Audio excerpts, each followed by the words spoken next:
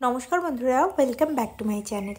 তো আজকে special recipe হচ্ছে দারুণ টেস্টি বাঙালিদের ভীষণ পছন্দের মুড়ি ঘন্টের রেসিপি। অতি সহজে বানানো এই রেসিপিটা সম্পূর্ণ দেখার অনুরোধ রইল। তো আসুন শুরু করা যাক। এই রান্নাটা করার জন্য আমি এখানে কাতলা মাছের মাথা নিয়েছি। বেশ মাথাটা বড় আছে। মাথাটাকে কয়েক টুকরোতেই কাটিয়ে নিয়ে এসেছিলাম। তারপর ভালোভাবে ধুয়ে এর মধ্যে লবণ হলুদ মেখে নিচ্ছি। 1 চামচ পরিমাণ লবণ দিয়েছি আর 1 চামচ পরিমাণ হলুদ দিয়ে মেখে এটাকে 15-20 মিনিটের জন্য সাইডে রেখে দেব।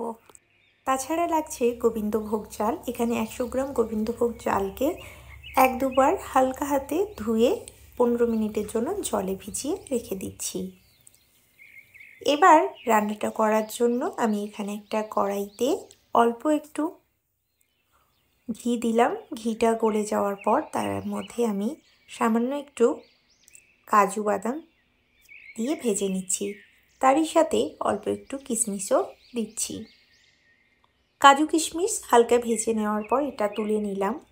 তারপর ওই কড়াইতে পরিমাণ মতন সর্ষে তেল যোগ করে লবণ হলুদ মাখিয়ে রাখা মাছের মাথাগুলোকে ভেজে নিতে হবে। মাছের মাথা মিডিয়াম হাই ফ্লেমে বেশ ভালো করে ভেজে নিতে হবে।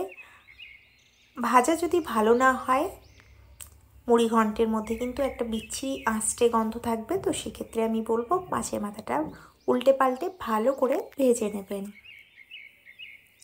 তো মাছটা দেখে বুঝতে পাচ্ছেন বেশ ভালোভাবে ভাজা হয়ে গেছে। এবার আমি অন্য একটা পাত্রের মধ্যে তুলে নিচ্ছি।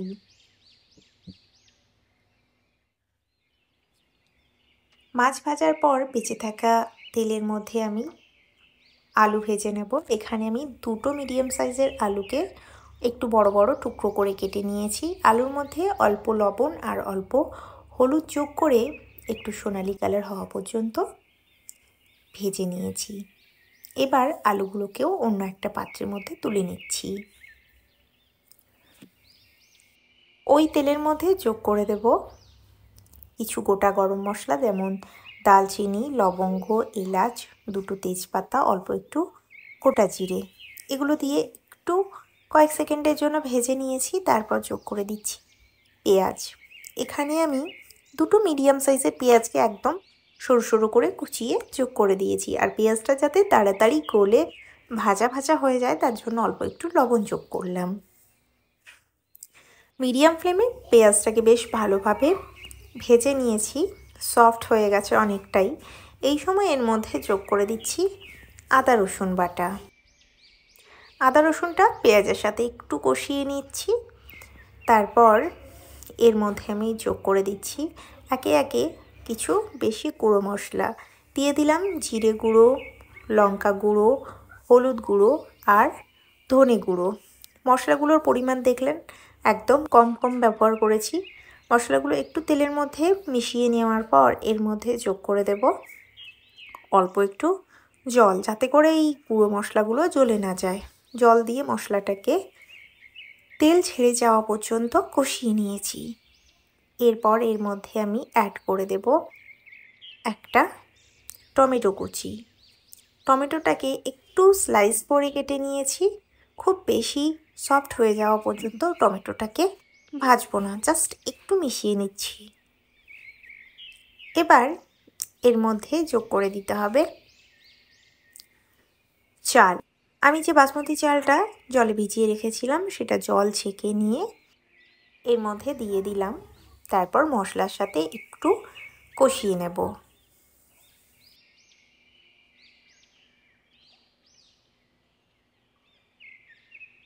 1-2 মিনিট মশলার সাথে গোবিন্দভোগ চালটাকে কষিয়ে নেওয়ার পর এর মধ্যে ভেজে রাখা কাজু, কিশমিশ, আলু, মাছের মাথা সবই যোগ করে দিয়ে একবার মিশিয়ে নিচ্ছি।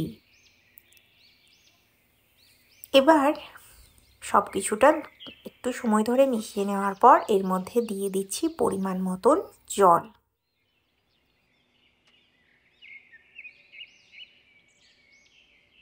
এরই সাথে দিয়ে দিচ্ছি স্বাদ মতন লবণ।